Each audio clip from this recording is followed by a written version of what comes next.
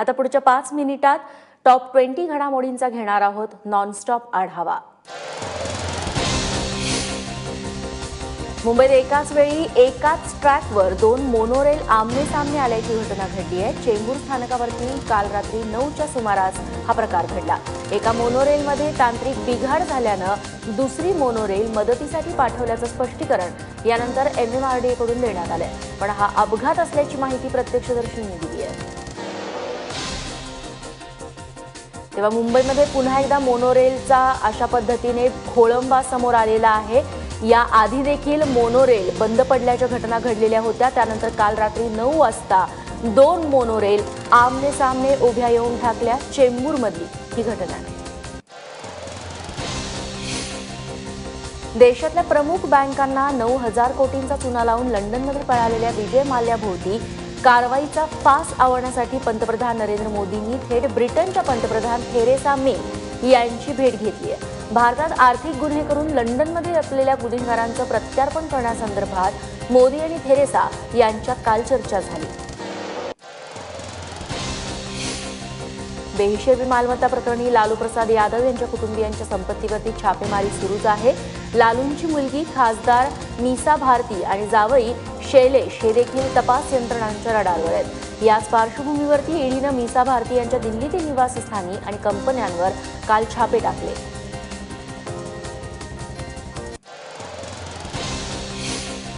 महाराष्ट्राचे कृषी मंत्री पांडुरंग फुंडकर यांना नागपूर खंडपीठानं नोटीस बजावली आहे। फुंडकर हे संचालक असलेल्या खामगाव अर्बन कोऑपरेटिव्ह बँकेतील घोटाळा प्रकरणी ही नोटीस बजावण्यात आली। या बँकेनं 2007 आणि 2008 मध्ये शेतकरी पीक कर्ज माफीसाठी बोगस कागदपत्र दाखवत 4,50,00,000 रुपये लाटले गेलेले आहेत असा आरोप आहे। शिर्डीत काल मुख्यमंत्र्यांच्या हस्ते नव्या पाणीपुरवठा योजनेच्या कामाचा भूमिपूजन सोहळा पार पडला। यावेळी विधान परिषदेचे विरोधी पक्षनेते राधाकृष्ण विखे पाटील, पालकमंत्री राम शिंदे आदी नेते उपस्थित होते। यावेळी विखे आणि मुख्यमंत्र्यांनी एकमेकांचं भरभरून कौतुकही केलं। मालवणमध्ये सहाय्यक मत्स्य आयुक्तांना मासे फेकून मारणाऱ्या आमदार नितेश राणे आता शिवसेनेवरती त्यांनी हल्ला चढवलाय। माझ्यावरती कारवाई करून शिवसेना मच्छीमारांचा आवाज दाबण्याचा प्रयत्न करत असल्याचा आरोप नितेश राणेंनी केलाय। तसंच मासे फेकून मारल्याचा पश्चाताप नसल्याचं देखील नितेश राणे म्हणाले। मालवण मासळी प्रकरणावरती नारायण राणेंनी नितेश राणेंच्या आंदोलनाचं समर्थन केलंय। नितेश यांनी जे केलं तो आंदोलनाचा भाग होता असं नारायण राणे म्हणाले। ते काल सिंधुदुर्गात पत्रकारांशी बोलत होते।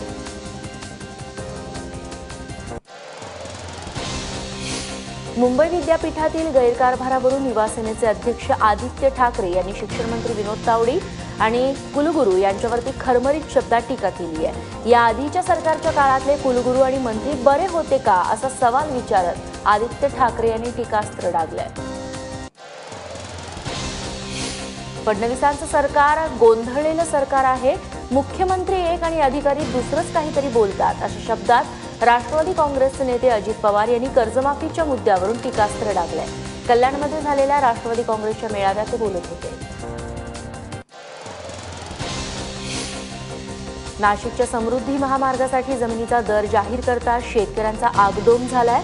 इगतपुरी आणि सिन्नर तालुक्यातील 49 गावांच्या शेतकऱ्यांनी काल एकत्र येऊन सरकारच्या दरपत्रकाची होळी केली। तसंच जिल्हाधिकारी कार्यालयासमोर जोरदार घोषणाबाजीही करण्यात आली। मथुरा पॅसेंजरमधील प्रवासी जुनैद खान हत्या प्रकरणी फरार असलेल्या मुख्य आरोपीला धुळे जिल्ह्यातून आता अटक करण्यात आली आहे। नरेश इंद्रसिंग जाट असं या आरोपीचं नाव आहे। हरियाणा रेल्वे पोलिसांनी ही कारवाई केली आहे। गुजरातच्या सुरतमध्ये जीएसटीला विरोध करत कापड व्यापाऱ्यांचं आंदोलन अजूनही सुरूच आहे। जवळपास 40,000 व्यापाऱ्यांचा जीएसटी विरोधात संप सुरू आहे। या आंदोलनादरम्यान सुरतमध्ये हजारो कापड व्यापारी रस्त्यावरती उतरलेले बघायला मिळतात।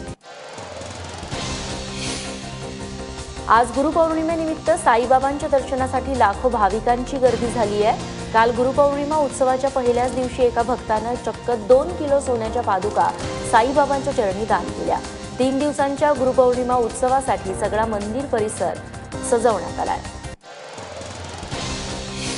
कोल्हापुरात पन्हाळा पावनखिंड मोहिमेला काल सुरुवात झाली आहे। हिंदवी परिवाराच्या 700 मावळ्यांसह आमदार बच्चू कडू, पानिपतकार विश्वास पाटील सोबतच पोपटराव जगदाळे यांच्यासह वेगवेगळ्या क्षेत्रातील नामवंत या मोहिमेत सहभागी झालेत। पन्हाळागडावरील नरवीर शिवा काशीद यांच्या समाधीस्थानापासून ही मोहीम सुरू करण्यात आली आहे। एकदिवसीय मालिकेत विजय मिळवल्यानंतर आता विराट कोहलीची टीम इंडिया T20 सामन्यासाठी सज्ज झाली आहे। आज भारत आणि वेस्ट इंडिजमध्ये एकमेव T20 सामना खेळवला जाईल। वेस्ट इंडिज संघामध्ये धडाकेबाज ख्रिस गेलचं पुनरागमन झालंय, त्यामुळे सावध पवित्रा म्हणून भारतीय संघाच्या फलंदाजीच्या क्रमात काही बदल होण्याची शक्यता आहे। दुसरीकडे महिला क्रिकेट विश्वचषकात दक्षिण आफ्रिकेनं भारताचा विजयरथ रोखलाय। या पराभवामुळे मिताली राजच्या संघाचं मिशन सेमीफायनल थोडंसं लांबणीवर पडलंय। दक्षिण आफ्रिकेनं प्रथम फलंदाजी करत 273 धावांचा डोंगर रचला। दमदार फॉर्मात असलेल्या भारतीय संघाची सुरुवात धडपडत झाली।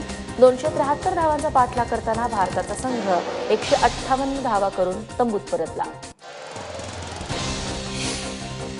दादा कोंडके यांचा हटके अभिनय आणि त्यांच्या खास शैलीतल्या विनोदी डायलॉगची मेजवानी लवकरच तुम्हाला घर बसल्या छोट्या स्क्रीनवर बघायला मिळणार आहे। कारण 15 वर्षांपासून दादा कोंडके यांच्या चित्रपटाच्या राईट्स संदर्भात सुरू असलेला खटला पुणे सत्र न्यायालयानं निकाली काढलाय। दादा कोंडके यांच्या 17 चित्रपटांचे राईट्स त्यांच्या भाचेसून माणिक मोरे यांना आता बहाल करण्यात आले। कोल्हापुरात चंदगड आणि आजरा परिसरामध्ये टस्कर हत्तीनं धुमाकूळ घातलेला आहे। गेले 2 महिने हा हत्ती परिसरातील शेती पिकांचं मोठं नुकसान करतोय। सध्या हा महाकाय हत्ती राधानगरीच्या जंगलात पोहोचलाय। गेल्या 2 दिवसांपासून या टस्कर हत्तीनं दाजीपूर जंगलामध्ये तळ ठोकलाय। आसामच्या काझीरंगा जंगलाजवळच्या जाखलाबंद शहरामध्ये भर रस्त्यात एक गेंडा आढळून आला।